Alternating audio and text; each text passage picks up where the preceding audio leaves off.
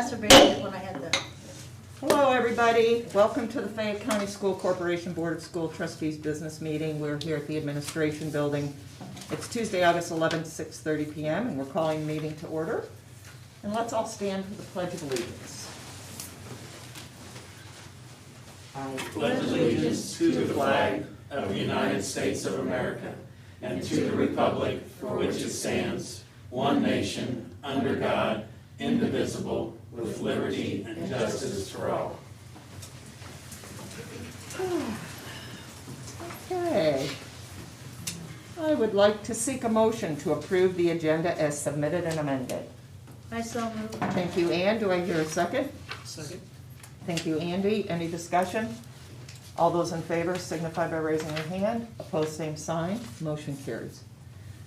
Any patron comments on agenda items? Seeing none, we'll move on to the consent agenda, which includes the approval of minutes from regular business meeting of 7/14/20, the executive session of 7/10/20, and revised minutes from 6/9/20. The personnel report, retirements, resignations, leaves of absence, etc. The approval of the July 2020 claims 56914 to 57075. The approval to pay upfront 50% of the costs for a new transportation radio tower. And our donations, a donation of $9,149 from Fayette County Foundation to Whitewater Career Center to be used by the Welding Technology Program. A donation of $500 from Fayette County Foundation to Whitewater Career Center to be used by the Information Technology Program. A donation of $2,291.78 from the Louise Joyner Trust to be used for Special Olympics and the Life Skill Classroom. Seeing the consent agenda, I'd ask for a motion. Madam President, I'll so move. Thank you, Chris. Do I hear a second? I'll second. Thank you, Lori. Any discussion? I'll- All those in favor signify by raising your hand. Opposed, same sign. Motion carries. We'll now move on to the personnel report. Mr. Collins. Thank you, Mr. Jacobs. I'm going to remove this since I'm socially distanced, stay separate a little bit. I'd like to start first with Mr. Randy Harris. As you know, Janie Collin will be retiring in December of this year, and we began our search for someone to lead the finance operations in our district. And through some conversation with Mr. Harris, we've been looking at how we can merge the operation pieces with our human resources and finance departments. They do a lot of things that go hand in hand with payroll, benefits, different areas, FMLA, leaves. And so through this, Mr. Harris applied, and after Ms. Crisaro and I sat down and spent a considerable amount of time with him, we saw a lot of skills and knowledge that he brings. Because he's done pretty much every position in the school district. He started his career as a social studies teacher at the high school level and coach. And then he served as an assistant principal, an athletic director, high school principal, middle school principal, and then he served as superintendent in Huntington and in Eastern Hancock. So he retired from the superintendency last year, and he just missed being with kids and wants to work at a level of leadership with a school district, but he doesn't want to wear my hat anymore for some reason, and I'm not for sure why, but I get it. And so after considerable discussion with Randy, we started talking about ideas on how we could merge these areas, and that ties in with what we have been doing with Brian Hensley when he offered to step in and help with some of the HR duties after Mr. Cirqua had to retire. And it's been a lot. There's been a lot with those two roles, especially with all of the things that we're doing. And so through this discussion, Mr. Harris brought some ideas that he had, some things that they had done in the district where he had served as superintendent with the merging of these roles. And so that got us to thinking of how we might be able to do that. So after a lot of checks, and I really talked to a lot of people about Randy's skill set, and he's got those qualities that I think will really benefit Fayette County Schools with the leadership pieces, knowledge of finance, human resources. He's got a strong curriculum background, not that we have somebody there for that, but I think it'll really merge the operations and the curricular sides with those two pieces. because, the finance, our finances have operated so well under Janie's leadership, and she had big shoes to fill, and I told her that many times. So we're gonna be changing some operations in the finance department, and changing some roles too, and shifting some things around while Janie's still here to help provide that guidance and support too, and her feedback. So, Mr. Harris has degrees from a few places, so I want to be sure to capture those correctly. But he has his bachelor's in social studies, secondary ed from Oral Roberts University, his master's of science from Butler, and his education specialist degree from IU. And then he's also had some classwork at Ball State. But I believe that Randy is highly qualified for this position and brings a level of energy, enthusiasm, and knowledge. And so I'm really excited to present him to you, and I'd like for him to introduce himself and his wife, if you would say a few words. I'll take this off for a little bit here too. Good evening. I can't tell you how excited I am, and maybe not even as excited as my wife is, I don't think, to get me back out of the house. My wife Loretta's here with me. A little background on her. She's actually been an instructional assistant in the elementary school special ed for, this is her 25th year, I think. But Scott covered most of it. I grew up small town Indiana on the other side of the state, a little bit in Monrovia, Indiana, where I grew up and raised there, and then I went out to Oral Roberts University. One thing he didn't mention there is I describe my career as I did the typical school stuff you were supposed to. I coached, I taught, moved in administration, moved up. But in 1994, I left Delta High School as the principal there, and I went into private business.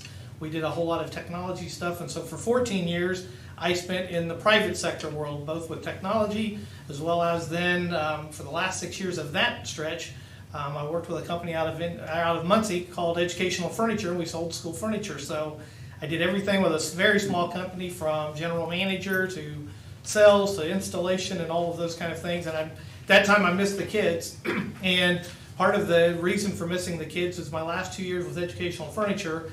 My daughter had asked me if I wanted to coach girls golf. For the golf coach left at Delta High School where she attended, and so for her junior and senior year, I coached the girls golf team up there while I was still in private sector business. And I realized how much I missed the kids, and even though I've been in sales and education, I really missed the educators too. So I looked at where I was going, and I was blessed at that time to be hired as the superintendent at Eastern Hancock Schools. Number of trips to Connorsville at that time because of the East Central Trust with the healthcare side of things and with the service center being here. So not that I was unfamiliar with Connorsville, just had never worked here. I left Eastern Hancock, went to be the superintendent at Huntington. I was there for a little over 4 years, and then I retired from Huntington a year ago May, and kind of enjoyed that for a while. And then last fall, actually, I did 2 interims at the building level. I was an interim junior senior high assistant principal at Whitcomb Junior Senior High, up just a little bit west of Fort Wayne. And I got back into the daily stuff, dealing with student discipline that I hadn't dealt with in a long, long time, and really enjoyed doing that.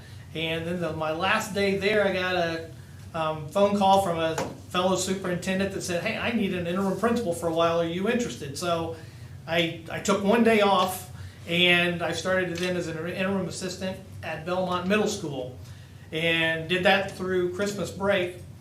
And then I didn't have anything lined up this spring, and as everybody knows, our world completely changed since then. So since that time, I realized I wanted to get back in for the right opportunity.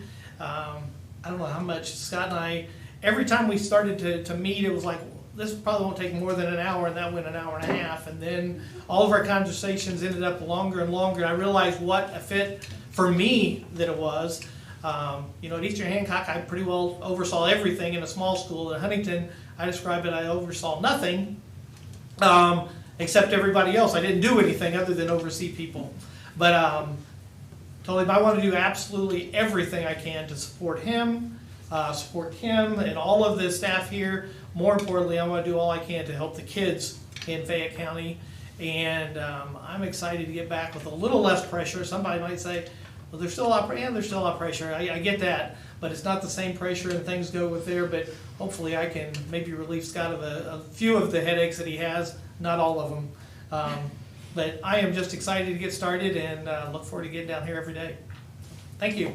Thank you. Thank you. I say, if there's any other questions or things I left out, Do you want to coach golf? We had a terrible time finding a golf coach this year. do I want to?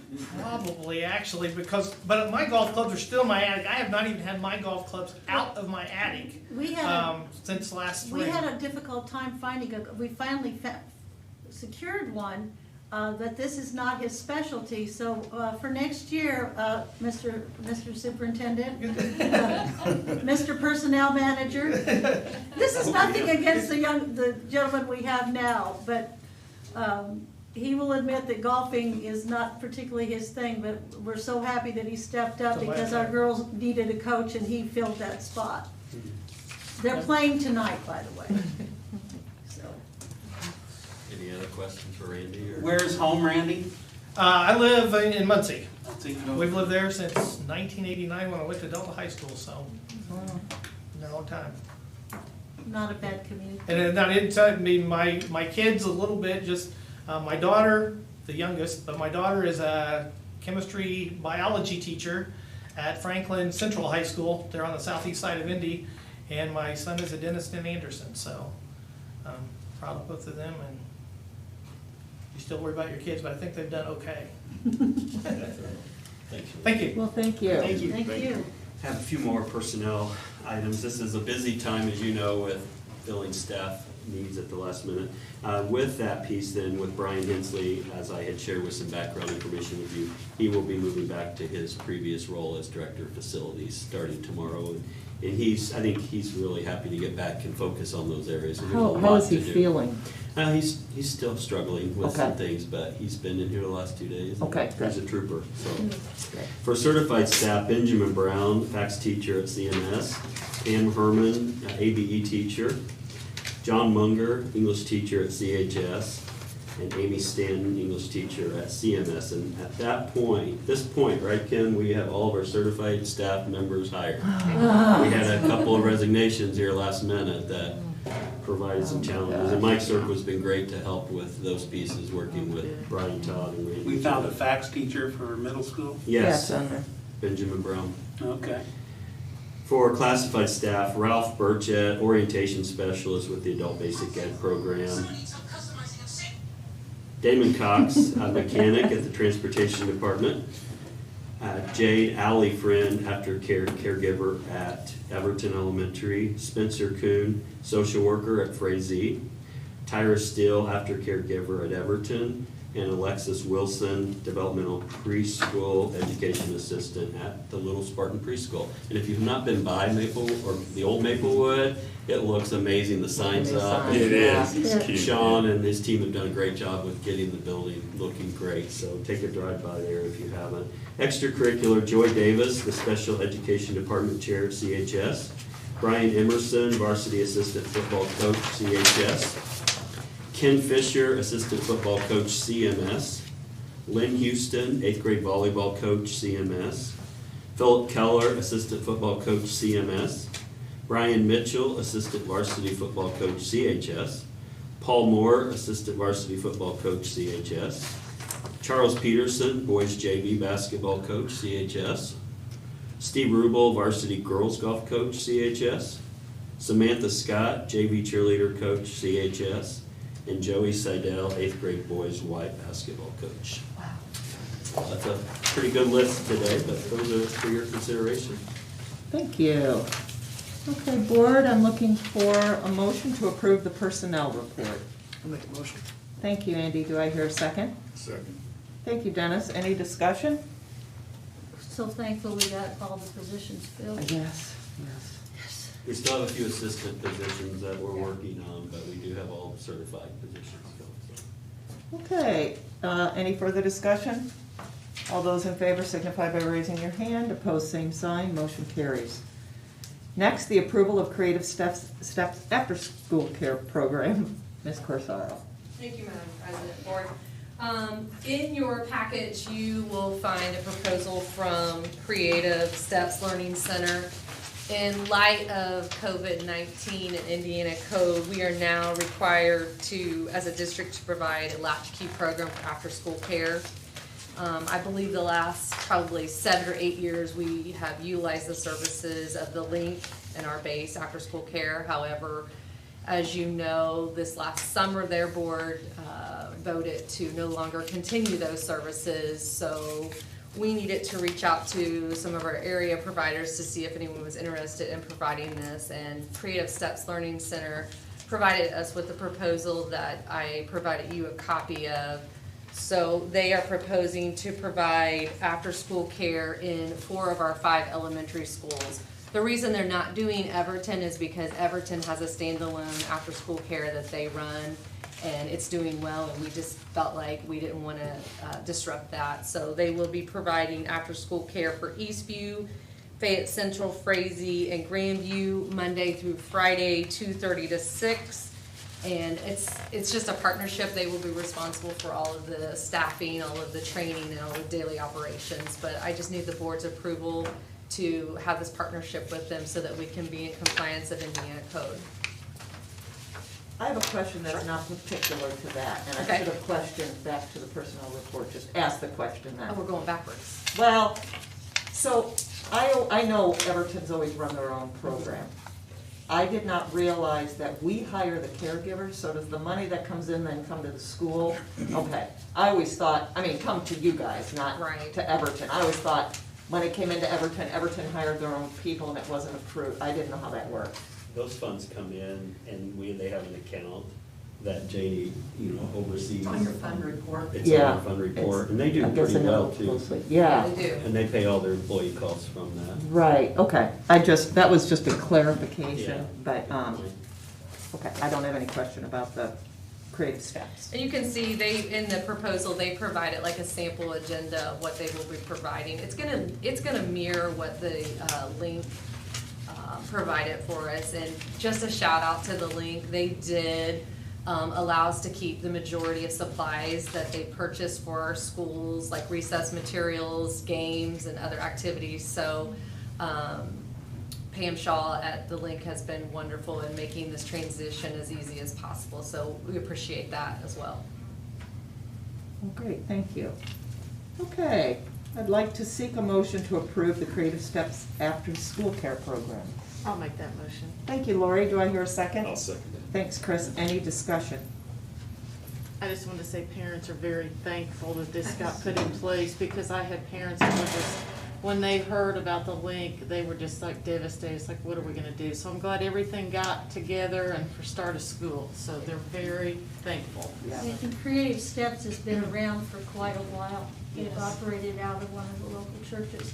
And they've had a very successful program at that particular site for, at least 6 or 7 years that I know of. So they're not novices in this kind of situation at all. Okay, any further discussion? All those, wait, I've got a motion. I need a second. Guys. You got it? Yeah. Oh, who was my second? Chris. Chris, thank you, sorry.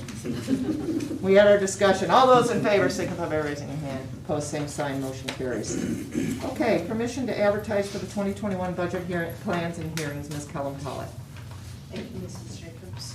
This is just a formality this evening, asking that we advertise the budgets. We're no longer required to advertise the budgets in the paper, the capital projects or the bus replacement plan. We advertise the link that's available and when the public hearing will be held. Currently, those documents are available on the plans. I've already got those done. However, DLGF has a snag in their budget entry system on Gateway right now. So I'm on hold for being able to finalize that. But we will have copies of the budget for you at the hearing in September.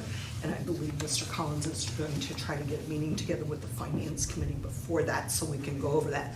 But I cannot complete all the documents until those errors are fixed. So, but this is to just ask permission to advertise so that we can make those available for public viewing prior to the September 8th meeting. And Cindy will be in contact with Mark, Andy, and Leslie to set up something later this month, so. Okay. I'd like to seek a motion to approve the permission to advertise the 2021 budget plans and hearings. I'll make that motion. Thanks, Mark. Do I hear a second? Second. Thank you, Andy. Any discussion? All those in favor signify by raising your hand. Opposed, same sign. Motion carries.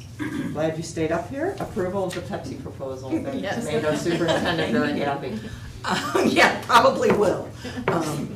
You know, every 5 years, we evaluate our concession and our beverage agreement for food service. It covers the entire campus. We're making, the recommendation is to make a change. I believe we've been with Coke forever and a day. We did have some issues with Coke this year, particularly related to the COVID and willingness to take product back, and we worked through some of that, but they like the proposal from Pepsi. And so that's the committee's recommendation. It included Mr. Duncan, Mrs. O'Brien, Mr. Todd, Mr. Judd, and Mr. Liggett all participated. I participated in the first meeting with Coke and Pepsi, but after that, with being on leave, they took the ball and ran with it, and this is their recommendation. I don't know if you noticed, but on the back. So, new territory for everyone. We've had Pepsi before.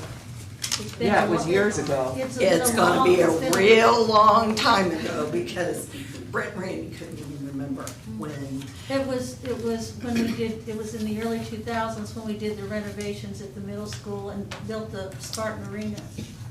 Well, I believe buildings years ago used to be able to do their own arrangement for their vending. And in recent history, like the last 10 years, the proposals want to be a sole source contract because they want the volumes in order, you know, they're gonna give $10,000 a year in sponsorship. So they want to wrap up the whole campus. So we're not allowed for, you know, Eastview to decide they want a Coke machine in their lounge. That's not gonna happen. They have to be with Pepsi. Our cafeteria will have to serve Pepsi products, so. The previous contract with Coke, how long was that? Was that 5 years. Okay. They've pretty much been 5 years, at least for the last 10 years. And I believe before that it was a 5-year. Is it pretty constant, or pretty, I guess I would say, normal for them to do 10,000 a year and not increase that over 5 years? Yeah, now Pepsi did build in some incentives that they will increase that based on sales volume. So if they get some increased sales volume, there could be some more revenues that come back due to that. Yeah. Coke did, I'll be honest, the one thing I liked about the Coke agreement last time is we were able to negotiate an exclusion for the Dew products. So it allowed us to serve Mountain Dew, Diet Dew, Dew Zero, whatever we wanted at concessions. So you kind of got the best of both worlds, you know, because you got the Coke, the Diet Coke lovers and the Mountain Dew lovers, who probably drive 75% of the pop market that's sold, you know. So we don't have any exclusion for Coke products in this, so it will be Pepsi. $10,000, is that paid upfront at the end? Is it over 12 months? On the Coke agreement, it was paid upfront every year, once we got into the new year. And it was split back to the middle school and the high school based on their February ADM count. However, I believe the plan is for all athletic funds to roll into the high school. So really, all of that $10,000 sponsorship will go to the high school, because you don't really have middle school athletics and high school athletics separated anymore. But it is paid upfront, just like the Coke contract? As far as I know, yes. The product, the donated product, in the past, we've asked for a large part of that to come here for meetings, for board meetings, for, you know, when Kim has meetings with the staff members or Trish does to make that product available here. It's more than we need on an annual basis, so I'm hoping we can get Brent to give us some of that, or we'll just tell him he's going to.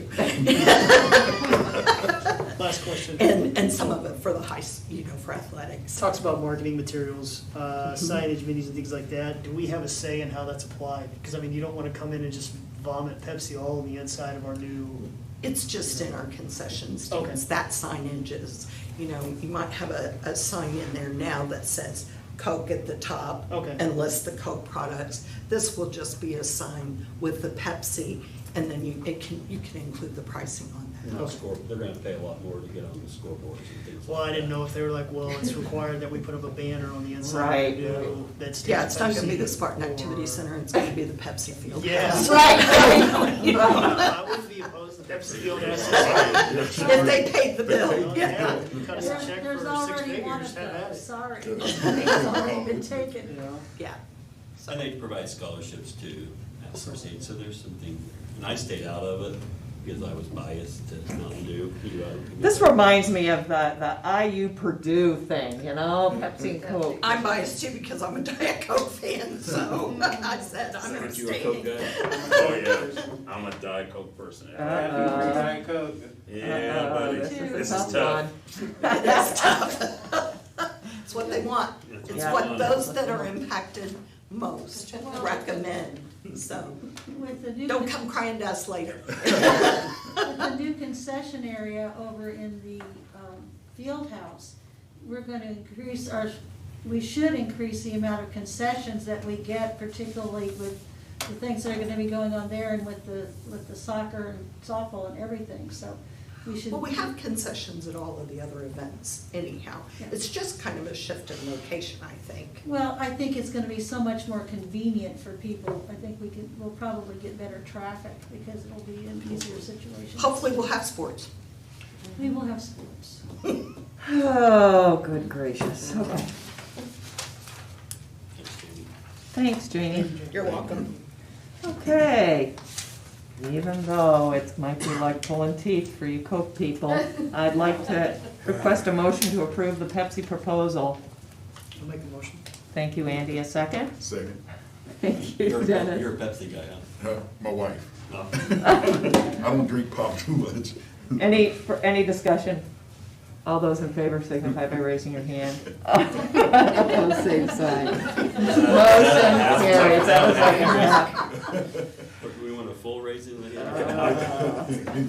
All right, on to school board policy, Mr. Collins. Thank you, Ms. President. Board, we have 2 board policies up for second reading, and the first is just some revisions that are in line with some changes with Indiana Code, policy 5.26, student discipline, and if you go to page 5, the highlighted red items, and it really talks about the mandate or the piece that kids will complete the schoolwork assigned during the suspension, and then that is also given for credit.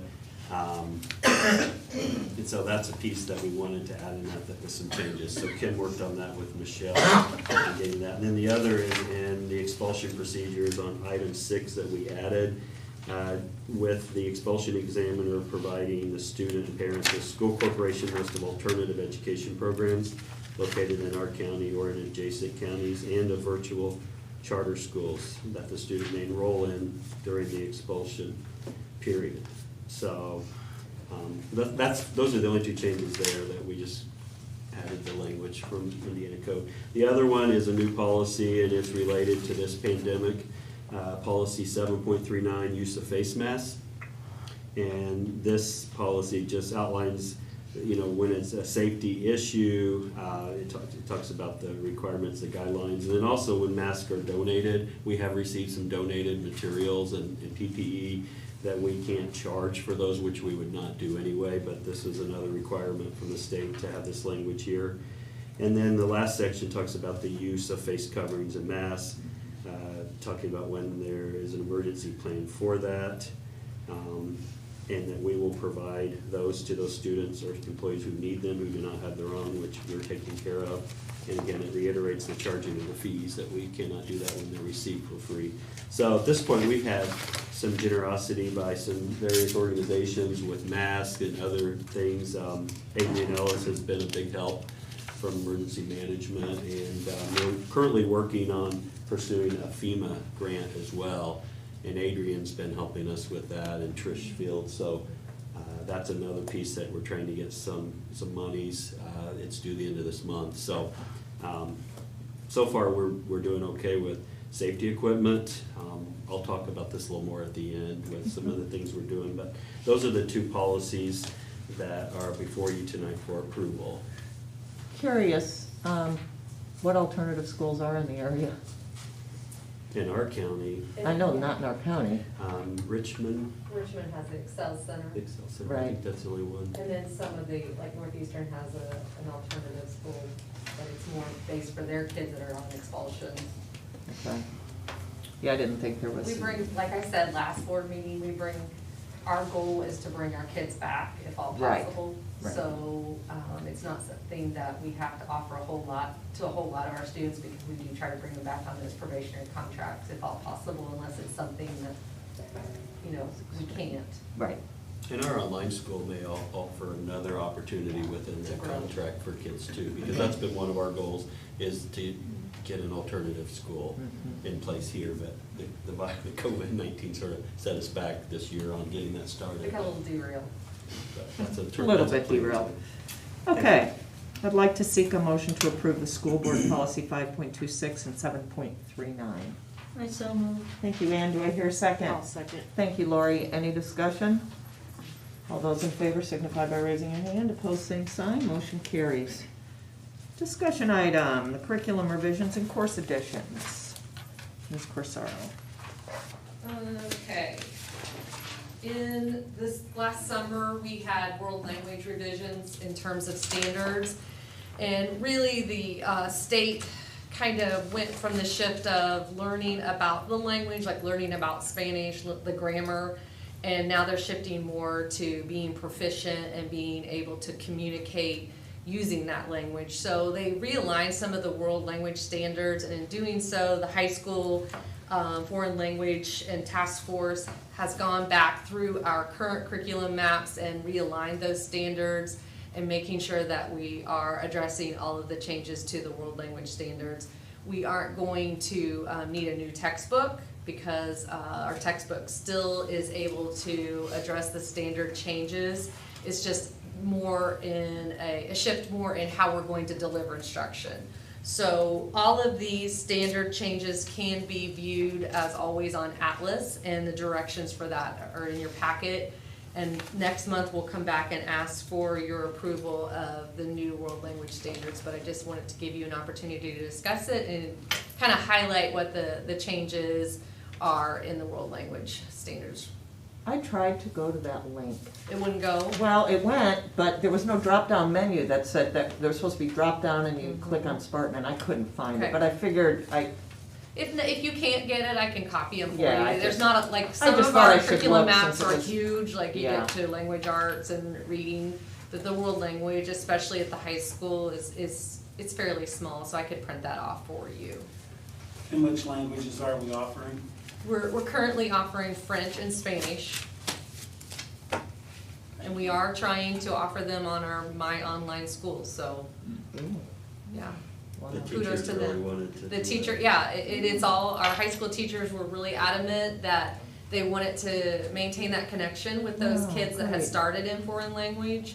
And they were fearful that if they didn't teach it, that they might lose some of their level 3 and 4 students. So they were willing to jump into the training last minute and do it. So kudos to that that's department. great, yeah. And we still provide the Flex program too Yeah, the middle school. at middle school. Flex. For the exploratory, language exploratory Jeff Martin.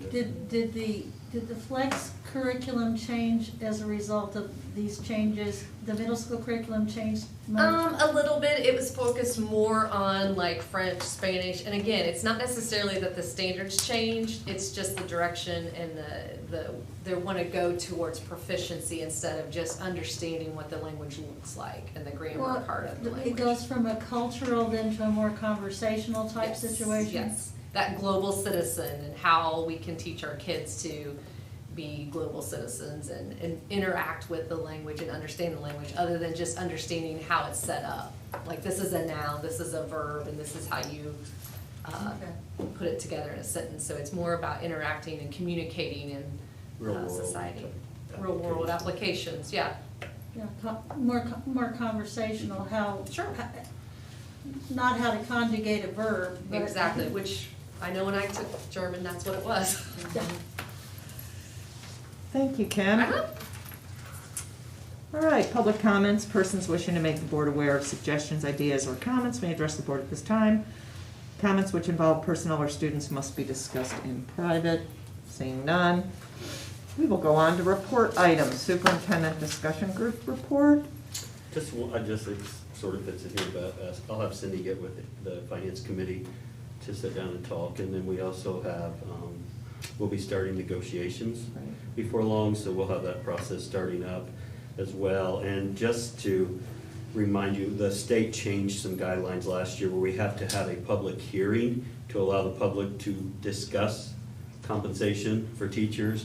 And so we have to do that after our current contract has expired, which it has, before we have formal negotiations. So we're looking at, that's not a board, it's a meeting that I host with our union president. We had it last year and there were a handful of teachers and administrators there and no one came to speak. So we have to offer that again. So we'll be advertising that here in the next week or so for the last week of August. And then there are some other changes with that from last year, you might recall, where before, it used to be you just present the contract to the teachers and they would ratify it and then the board would. Now you have to have a public hearing to go over the tentative agreement at least 3 business days before the board votes on it to ratify. So those are just some things. We will have to have an extra meeting at some point. The due date for this is November 15th, so we have a 2-month window for formal negotiations, September 15th to November 15th. So we'll be getting that out, but we'll probably have to have an extra meeting at some point to have either the ratification meeting or the hearing, depending on our timeline with negotiations. So, thanks. All right. Principal director reports. Director of Human Resources report. I had nothing to. Okay. Director of Finance report. Yes, Mrs. Jacobs, I placed this in and you found a revised item regarding the price for adult lunches. It's a complicated process, but the federal government, because we have CEP at the elementary, adds in some additional factors to determine what our minimum adult price is. That minimum adult price per that calculation was $3.72. So we've had to revise the adult meal price for lunch to $3.75. We only deal with pennies with the change shortage, you know. So what my recommendation to Mr. Collins and Rachel today was, in order to avoid this in the future, when this memo is prepared for your consideration, you would just approve a rate at the minimum federal established amount, rounded up to the next 5-cent increment. So that language, and in my sample documents, I've made a note for Mr. Harris. He's preparing that document next year, so that's noted in there. So hopefully that'll cover the issue, but this is just for your communication. It doesn't require board action since that federal guideline overrides what you established. Okay. Thank Still you. the best lunch deal in town. It is. It's good. Thank you, Janie. Assistant Superintendent report. Just wanted to kind of brief everyone on, last night we held our parent meeting for all of our students that are participating in My School Online, and getting some feedback from the administrators. Everyone felt like it was a very successful night. We had about 90% of our parents come and pick up devices and textbooks. We distribute about 375 devices and textbooks. And many of our elementaries are also giving tours to kindergarten parents, so that it's, tomorrow when they have to drop the student off, we're not allowing visitors. So if parents were uneasy about that, they were scheduling one-to-one tours so we could maintain that social distancing, because tomorrow is going to be very difficult to do that. So kudos to all of the elementary administrators, middle school and high school, for getting those devices out, and also for Terry.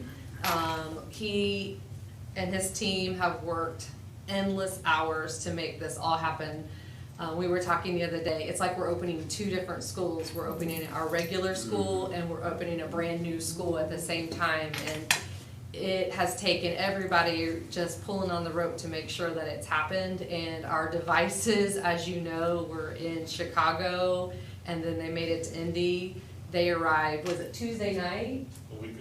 A week ago, and then that morning we had a professional development for our teachers, so the tech team had them in our teachers' hands that Wednesday morning. And we were pushing deadlines to deadlines. It was like, next training's Thursday, we'll have them there. So kudos to them for getting all of that done. And then they had all of the 415 devices necessary to go out to the parent meetings at the elementaries, middle school, and high school Monday morning, ready to go. And so I can't thank Terry and his team enough. Scott and I, we appreciate all that they're doing, and we know they're working hard. And I'm really excited to see this My School Online go off. I mean, we put endless hours into it, and I think just the turnout. I was at Everton's parent night last night, and they had great turnout, and people were very respectful, and they're trying to learn to make sure that they can assist their children when they're at home. It was just overall a really good evening for our My School Online parents, and our goal is to get our devices out to the rest of our students hopefully tomorrow and the rest of this week. So just kind of wanted to update you on that, and give a shout out to the tech team. Also wanted to give a shout out to Kim Giestein, Matt Davis, and Rachel Hartstock. We have been providing professional development for our elementary, middle school, and high school teachers that are providing the synchronized teaching on Google Classroom, Google Meet, and webcams. And they stepped up to the plate, and they have been providing professional development all week. Kim Giestein is still providing professional development today, and she's going to continue that with some of our elementaries for the remainder of the week. So these people are just, they are so skilled at Google Classroom and Google Meet, and it's just the teachers are really enjoying them, and they're taking time out of their already busy schedules, because I know they're trying to prepare for the year as well. So appreciate them and want to make sure that they're acknowledged for all of their hard work as well. Questions for Kim? Kim, what's the breakdown? Is how many of the students that are involved in the My School Online how many do we have elementary, and how many middle school, and how many high school? We have about 149 high school students. We have around 70 middle school students. And then elementary, the largest elementary we have is about 70. And then it breaks down anywhere from like 25, 50, 45. Are there any particular grade levels which seem to have or is it pretty even? It's pretty even in terms of K-6 across the board. Even 7th and 8th, it's about the same. Each one, there's no real particular area where it's like, wonder why we have so many people here. So it's pretty equal distribution across all of the grades. And we have allowed those parents in the last week here to Yeah. add on. We've moved deadlines, but we're really trying to work with families. And then we've had a few parents who've changed their mind as well. Yeah. So we're really trying to be flexible up to the starting point this week with parents, because it's a big decision. And so then now, once you're in the pipeline and you're starting that, it's a 9-week commitment. So it'll be interesting to see how this goes over the 9 weeks, and if we have some parents who want to get their kids back or not. We don't know how this will go. There's been a lot of work, and I want to thank Kim as well with her leadership on that. So I would come in Kim, I don't sleep, so I say, we thought about this, this, and this, yep, we're on it, so, you know, just kudos to the whole team. And our teachers, we're asking a lot We are. of our teachers.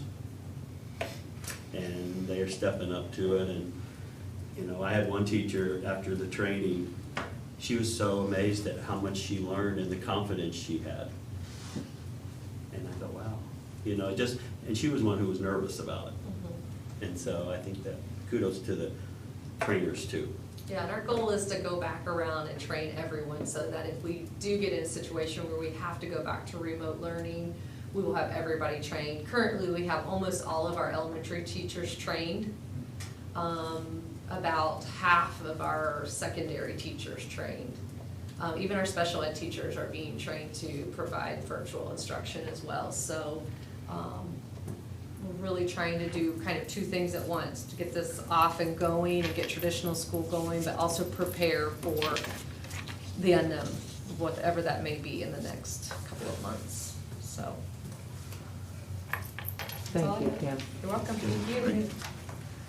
Superintendent's report. I just want to follow up with Kim on that. I don't think the general public has any idea of the magnitude of what we're doing here. They don't. And the appreciation I hope they have for our teachers and our principals and our staff that's doing this. It's a lot. And, you know, I'm just really proud of our team. And I sent them an email this evening, and, you know, one thing I said was, I don't know if Kim's read it or not, I think you did, is, you know, we don't know that we won't have another March 13th.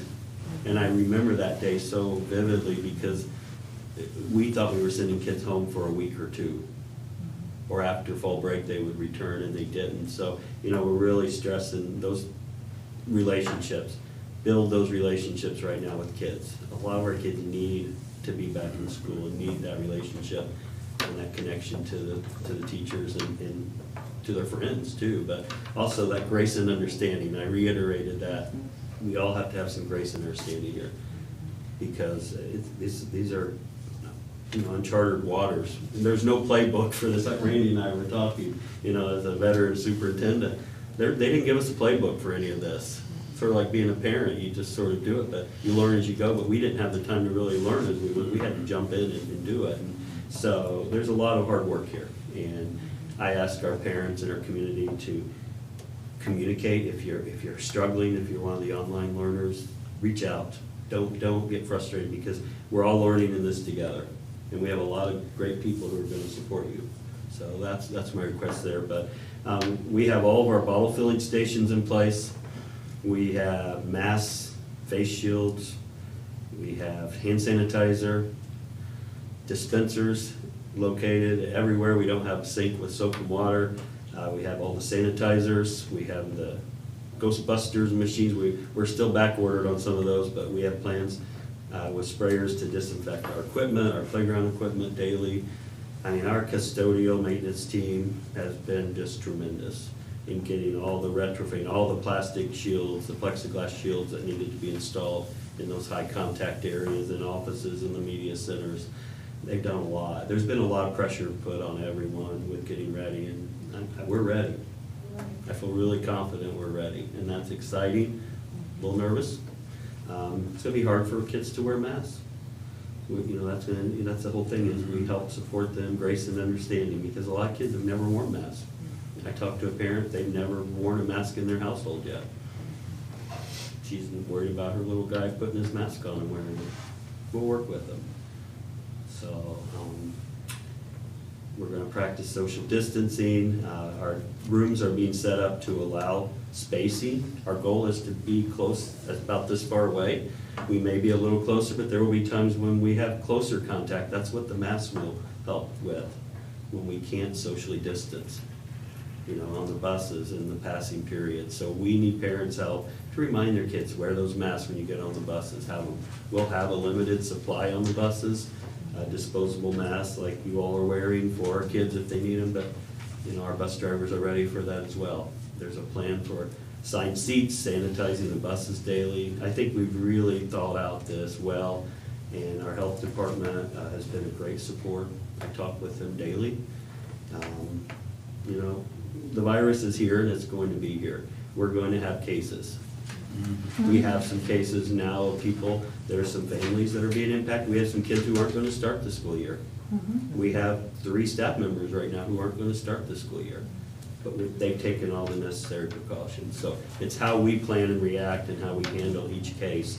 And so far, I think we've handled each one well, and the parents have been very cooperative. And we'll offer remote learning and online support for those kids if they are quarantined at home. Kim's already working, I know the principal is working with a handful of kids. So, we're excited, so. Thank Any you, questions Scott. for me about preparations or? Has there been any increase in the number of, a significant increase in the number of cases after the fair? Because this was a huge concern. It was, yeah. 2 weeks ago. It was graduation, then it was the prom, and then it was the fair. Have we seen, has the health department apprised you of any significant? I talked with Dr. White today at least, we had a meeting, and surprisingly, we had not seen a big uptick from the fair. I think everyone expected it, the numbers aren't showing. Good. And after, we had the graduation, we really limited the size. The fair did not do that. It was everyone out there. But we took those steps with that, and there was not an increase that he saw from either the fair or graduation or prom. So we've been fortunate, I think, as a community, and a community that isn't wearing masks a lot. So, I think whatever we do, and I sent a parent information out tonight about reminding your kids to wear masks and keeping them home. If they're quarantined, keep them home, or if they're getting tested, don't send them in if you're waiting for test results, because that's what started at Greenfield, one of the first schools to get on the news. It was a child came to school that first day waiting on test results and was showing symptoms, and then it ended up being positive. So we had a whole classroom of kids quarantined. One staff member here had a grandchild who was in that class, and so that's what we need help with, is keep your sick people home. If it's a staff member, don't risk it. Scott, and one thing to follow up, I think is important, that those absences will be excused if it's for Right, COVID. good point. That's a big piece. We're gonna do everything we can to keep our kids safe here, and, but we do need our families' help too, to keep that line of communication open if you do have a situation. And we had a family with several families within a family who had a situation, and they've been really great to communicate that with us and keep us apprised of the situation, so we can plan for that. So that's a really big piece. Because there will be cases. Rushville's had a really tough, if you saw the news, they shut down Monday, Tuesday. I've talked to Matt every day, the superintendent there, and there was a big wedding reception there with 600+ people a week and a half ago, and they were up over 60 cases that were directly correlated back. And, we had a member of our staff here who was impacted by that, who was at the wedding. And so those are the kinds of things where they're out of our control when social events and things happen. So we just need to be sure everyone's diligent in watching for that. We have, there's been a lot in the press, particularly in the Indianapolis area, and clearly we don't have the same issues. How many cases is it going to take to close a school down again? And that's been bandied about a lot, and it was Avon's school board yesterday that was quite heated in that discussion. If we have one kid, then we need to close the whole place down. And, everybody has to do their own thing, but. I know. I don't think there's any answer. There's no guidance really coming for that, so it's really up to each local health department and school district to figure that out. So that can prove a challenge. Communities are just like families. They are. We're all different. We have different circumstances.